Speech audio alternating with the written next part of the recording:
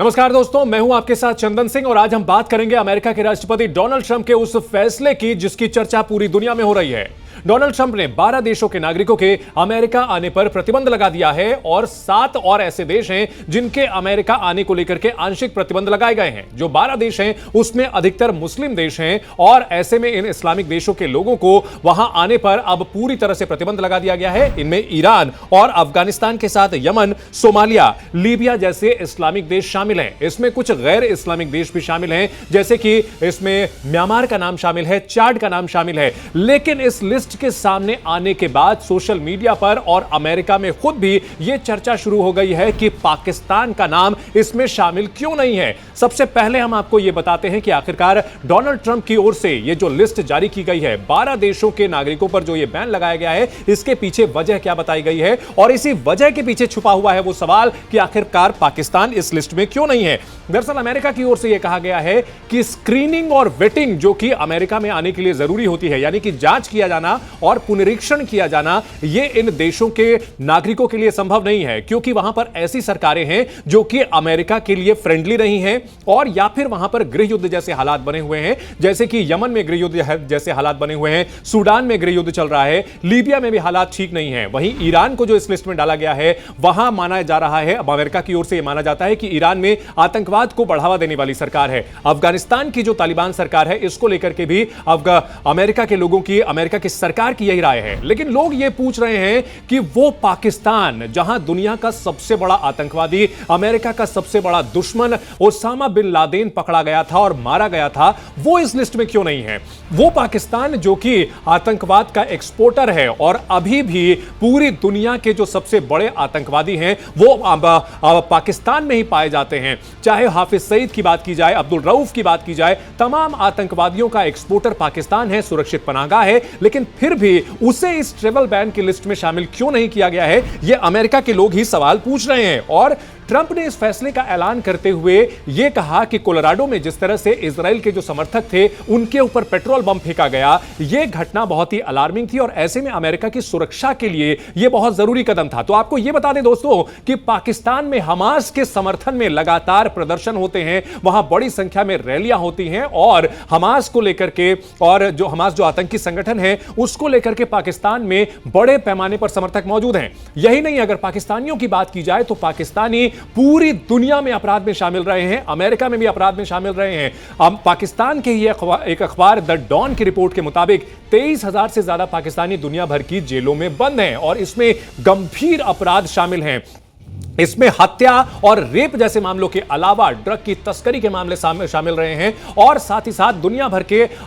जेलों में बंद हैं। और इसमें पाकिस्तान का दोस्त चीन है, वहां भी पाकिस्तानियों की बड़ी तादाद जेल में बंद है। यानी कि पाकिस्तानी जहां भी रहें अपराध में शामिल रहते हैं। और ब्रिटेन में तो बाकायदा अगर बात की जाए, वहां पर ग्रूमिंग गैंग के नाम से वहां की लड़कियों के साथ जो बच्चियां हैं उनके साथ दुष्कर्म करने के मामले में संगठित तौर पर पाकिस्तानी पाए गए हैं। और आतंकवाद को लेकर तो पाकिस्तान की भूमिका किसी से छिपी हुई नहीं है, लेकिन इसके बावजूद अमेरिका ने जब ट्रैवल बैन लगाया तो उससे पाकिस्तान को बाहर रखा है। यही नहीं, पिछले कुछ दिनों में अमेरिका का पाकिस्तान प्रेम बार बार निकल करके सामने आ रहा है और अभी हाल ही में यूएनएससी में जो आतंकवाद विरोधी एक कमेटी है उसकी चेयरमैनशिप भी पाकिस्तान को दे दी गई है। तो ऐसे में लोग यही कह रहे हैं कि चोर को ही यहां पर खजाने की चाबी दे दी गई है और पाकिस्तान जो आतंकवाद का एक्सपोर्टर है, पनाहगाह है, उसी को आतंकवाद विरोधी गतिविधियों की समिति का चेयरमैन बना दिया गया है। खैर दोस्तों, फिर से बात करें अगर इस ट्रैवल बैन की, इसको लेकर के बार बार यही सवाल उठ रहा है कि ओसामा बिन लादेन को पनाह देने वाला पाकिस्तान इस ट्रैवल बैन में क्यों नहीं है।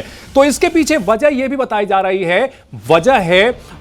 पाकिस्तान के जो रक्षा मंत्री हैं ख्वाजा आसिफ ने कुछ दिनों पहले एक बयान दिया था जिसमें उन्होंने माना था कि पिछले 3 दशक से ज्यादा समय से पाकिस्तान जो है वो अमेरिका और दूसरी पश्चिमी ताकतों के इशारे पर आतंकवाद को पालता पोसता रहा है। और यही वो वजह है, इस पर ही चर्चा हो रही है कि इसी वजह से अमेरिका की जो सरकारें हैं वो पाकिस्तान की तमाम हरकतों के बावजूद, आतंकवाद को बढ़ावा देने के बावजूद साल दर साल उनको मदद भी देती रही हैं और साथ साथ किसी भी तरह की प्रतिबंध की कार्रवाई नहीं करते। चाहे सरकार रिपब्लिकन पार्टी की रही हो या फिर डेमोक्रेट पार्टी की रही हो, वो कहीं ना कहीं पाकिस्तान को हर तरह से मदद करते हैं। अगर 2018 से पहले की बात की जाए, 2020 से पहले जो वहां पर ट्रंप का शासन जब हुआ करता था, ट्रंप का जो पहला कार्यकाल था, उस दौरान आपको ट्रंप का बयान याद होगा जिसमें पाकिस्तान को इस्लामिक आतंकवाद का गढ़ बताया गया था। लेकिन उसके बाद जब जो बाइडेन आए थे तो फिर से पाकिस्तान को छूट मिली थी। अपने पहले कार्यकाल में डोनाल्ड ट्रंप ने आतंकवाद को लेकर के कई कदम उठाए थे और उसमें पाकिस्तान FATF की ग्रे लिस्ट में गया था।